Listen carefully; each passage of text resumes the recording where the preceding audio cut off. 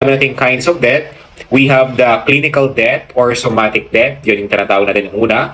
We have the molecular or yung tinatawag natin na cellular death. We have the apparent death or yung tinatawag natin na suspended animation or the SSA. So, una, pag sinabi natin clinical death or somatic death, so again, ang acronym natin dyan, CLISO. Kasi clinical or somatic death.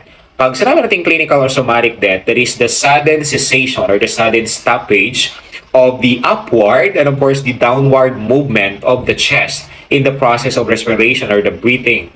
So mag-appear yan 10 to 15 minutes. 10 to 15 minutes kapag yung heart, okay, yung heartbeat mo nag-stop, no heartbeat or no breathing, that is considered as clinical death under the kinds of death or clinical or somatic death kasi CLISO. While the molecular or yung tinatawag natin na cellular death, so which is yung acronym na ginagamit natin dyan, is MOCI, okay? Molecular or cellular death.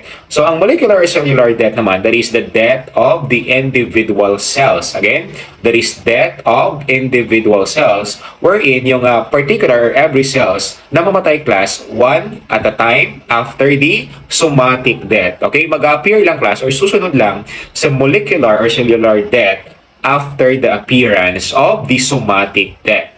While ang apparent death o yung tinatawag natin na suspended animation or the SSA, that is the transient loss or the temporary cessation, yung three vital functions ng ating body, which is the lungs, brain, and of course the heart. So that is the transient loss of consciousness. Okay, so that's why it is the temporary cessation. Okay, so again, ang kinds of death, clinical death or somatic death naman, molecular or cellular death, and of course we have the apparent death or the suspended animation or the SSA.